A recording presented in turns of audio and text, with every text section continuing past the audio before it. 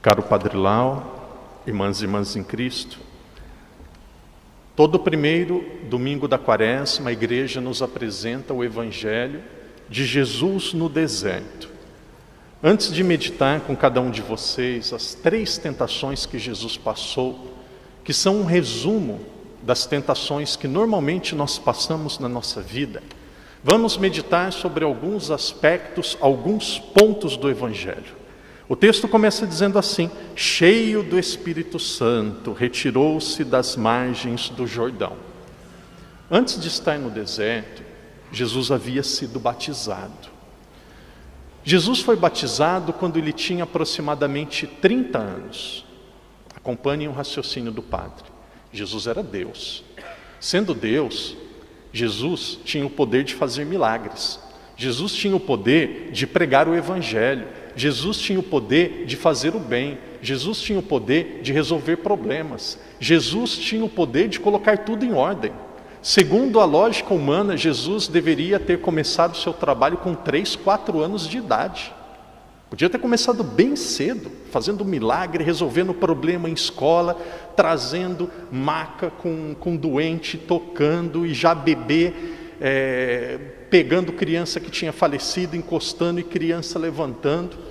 Já tinha que ter agilizado muito rápido. Segundo a lógica humana, Jesus tinha que ter começado criança, a pregar, a evangelizar, a viajar, se fosse na nossa época, a usar a internet, a ter página no Facebook. Devia ter começado muito rápido. Começou com 30 anos. Segundo a lógica humana, perdeu muito tempo. Podia ter começado antes. O que Jesus estava fazendo antes? Aquilo que vocês leigos precisam fazer: trabalho, família e oração. É isso. Essa era a vida de Jesus, a vida de vocês: trabalho, família e oração. Essa é a vida de um leigo. Coloca ela na porta, na geladeira. No Brasil nós temos esse costume. Aqueles que já foram para o Brasil, um dia se vocês forem, no Brasil, quando a gente não pode esquecer alguma coisa, coloca na porta da geladeira. Você vai lá, escreve, põe na porta da geladeira, porque toda hora você está abrindo a geladeira, vocês chamam de frigorífico, e aí vai abrir, vai ver e vai lembrar. Então coloca lá na porta do frigorífico ou da geladeira. Trabalho, família e oração. É isso que Jesus estava fazendo.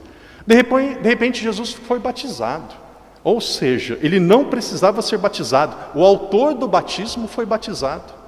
O autor do batismo foi batizado. Aquele que criou recebeu aquilo que ele mesmo tinha feito. O autor das águas desceu às águas. Ali é um mistério fantástico e belíssimo. Depois que ele foi batizado, ali mesmo já deveria ter começado, segundo a lógica humana, já deveria ter começado a pregação, já devia ter começado a curar, já devia ter começado a fazer muitas coisas. Depois que ele foi batizado, para onde que ele foi? O Evangelho de hoje diz, ele foi para o deserto. O que significa o deserto? O deserto significa a mesma coisa da montanha. Daqui a pouco nós vamos ter os 2 sermões, nós vamos falar sobre as montanhas. Primeiro, o Jardim das Oliveiras, primeiro, o Horto das Oliveiras, e amanhã nós vamos falar sobre o Monte Calvário. Montanha é local de oração, é lugar de silêncio. Jesus voltou novamente para rezar. Jesus voltou novamente para ficar em silêncio e para ficar com Deus. É Jesus dizendo a cada um de nós, antes de começar qualquer missão, antes de começar qualquer trabalho, antes de começar qualquer coisa que você vai fazer para Deus, é preciso rezar. Domingo passado, alguns participaram, nós tivemos o passeio da catequese. Nós fomos para Coloã, nós tivemos alguns ônibus pequenos e as crianças entraram no ônibus com o padre, e aí nós fomos para Coloã, mais ou menos uma viagem de 20 minutos. Vocês chamam de autocarro. Então, quando entrou no autocarro ou quando entrou no ônibus, qual foi a primeira coisa que nós fizemos? Rezamos. Meu pai, sempre quando está conduzindo, está dirigindo, passa em frente a uma igreja, o que ele faz? Sinal da cruz. Se benze. Católico passa em frente à igreja, sinal da cruz, se benze. A nossa vida, ela é conduzida pela nossa espiritualidade. Vive bem quem reza bem. Vive bem quem reza bem. Então Jesus foi para o deserto. Por que foi para o deserto? Porque ele precisava se preparar para aquilo que ele tinha que fazer. Tem ensaio do coro. Antes de começar o ensaio do coro, o que deve fazer? Rezar. Depois do ensaio do coro, o que deve fazer no fim do ensaio? Rezar. Tem reunião de ministros, o que deve fazer? Rezar. Terminar, o que deve fazer? Rezar. Antes de começar a missa, o que nós fazemos na sacristia? Por isso que sacristia não é lugar de reunião, não é lugar de bate-papo, não é feira. Sacristia é lugar de oração. Porque o que nós fazemos antes da missa? Rezamos. O que nós fazemos no final da missa? Rezamos. Jesus, antes de começar a missão dele, ele rezou. Foi para o deserto, foi para rezar. E olha que coisa fantástica. Jesus foi para o deserto cheio do Espírito. Jesus foi conduzido no deserto pelo Espírito. Final do texto. E cheio do Espírito, ele deixou o deserto. Mesmo nos momentos de deserto e dificuldade, quem está conosco? O Espírito Santo. O Espírito. Alguns detalhes ainda sobre o texto. Por que o demônio tentou Jesus no deserto? O demônio poderia ter tentado Jesus na multiplicação dos pães. O demônio tentou Jesus no deserto porque o deserto era o local, o momento que Jesus estava mais fragilizado. Jesus estava com fome. Jesus não tinha amigos. Jesus não tinha conforto. Na sua vida e na vida do Padre vai ser da mesma forma. Jesus vai nos tentar nos momentos que nós estivermos mais fragilizados. Quem avisa amigo, no Brasil tem esse ditado. Quem avisa amigo, o demônio, o diabo vai nos tentar nos momentos de maior fragilidade. E o demônio, o diabo, ele é tão astuto. É como uma pessoa manipuladora. A pessoa manipuladora, ela usa de coisas aparentemente corretas para ela fazer crescer o egoísmo e o desejo dela centralizar tudo nela. O demônio, ele usou a Bíblia. Está escrito lá na Sagrada Escritura: pula do alto desta montanha, porque a Bíblia diz que os anjos de Deus vão pegá-lo pelas asas e vão te proteger. Jesus diz: mentiroso, demônio, afasta-te de mim, Satanás. Então é assim, o demônio existe? Existe. Tentação existe? Existe. E aqui entra mais um detalhe: ser tentado é pecado? Ser tentado é pecado? Se ser tentado fosse pecado, Jesus tinha sido pecado. Tem gente dizendo assim: padre, eu preciso confessar porque eu tive uma tentação tão feia. Não precisa ter. A confissão não é para quem foi tentado, é para quem caiu na tentação. Ser tentado, Jesus foi tentado. Nós olhamos para as tentações e vamos refletir rapidamente, porque daqui a pouco nós teremos a homilia em chinês. 3 tentações que Jesus passou. Primeira tentação: se tu és o Filho de Deus, transforma estas pedras em pão. Primeira tentação, a tentação biológica, a tentação do estômago, a tentação da comida, a tentação daquilo que dá prazer imediato, a tentação mais comum e aquilo que existe mais difícil de ser dominado no ser humano, o Padre já disse em outras celebrações, é aquilo que nos dá prazer imediato: alimentação e sexualidade. O que significa alimentação? Padre, eu não tenho mais idade para isso, padre. Deixa o padre fazer homilia, vocês têm netos, filhos e conhecem pessoas e vão ajudar os outros. O que significa a tentação do alimento? Bebida, comida, vinho, cigarro, drogas, comer muito. Então, é uma tentação. Por quê? Porque eu vejo, eu estou estudando, quando eu estou estudando parece que a cabeça não funciona bem. O que eu faço para voltar a funcionar bem? Vou lá, pego um negócio, põe na boca, come um pouco e bebe alguma coisa. Então é isso, porque dá prazer imediato. E a questão da sexualidade. Então fiquem de olho naquilo que os filhos e netos estão vendo no telemóvel. Tem muita bobagem na internet. Tem muita criança já sendo poluída, estragada por causa de bobeira. internet. Ó, pai e mãe, olho aberto. Ah, mas não pode, tem a liberdade dele, tem a privacidade. Privacidade depois de 18 anos de idade. Você que é pai e mãe até os 18 anos, até os 18 anos, se quiser, pode ter password, pode ter a senha. Você tem todo o direito de saber o que o seu filho está fazendo. Melhor saber agora do que depois ter uma decepção e um susto no futuro. Então esse é o primeiro ponto, tentação física. Segundo,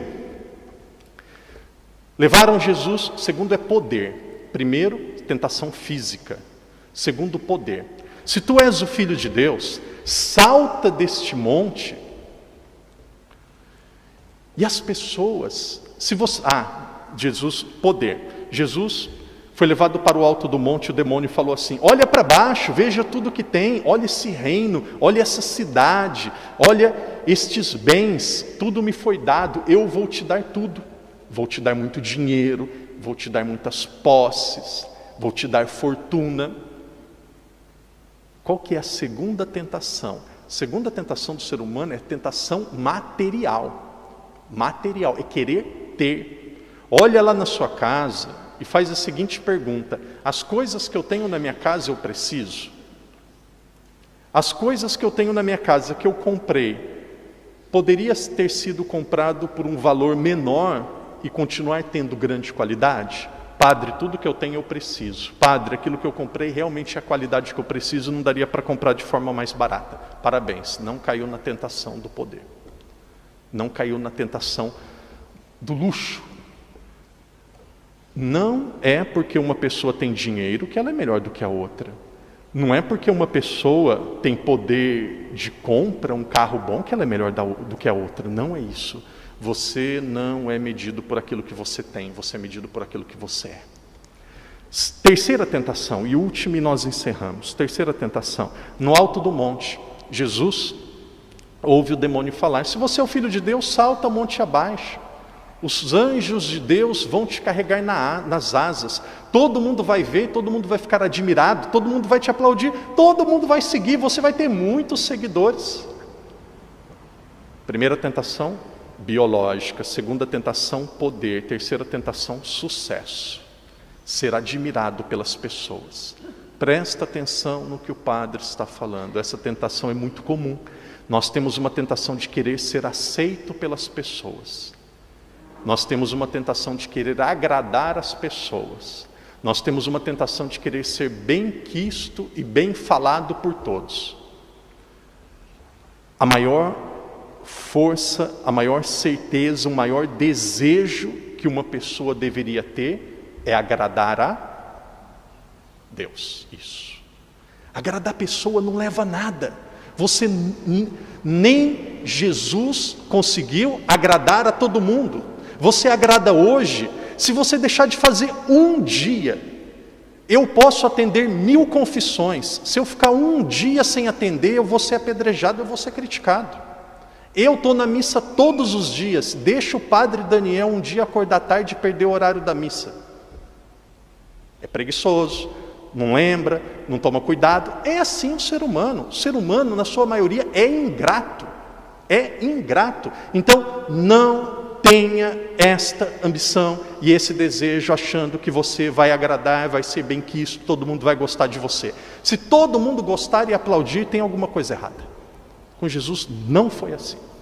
Não é para sair tendo inimigos, mas com Jesus não foi assim. Agradará Deus.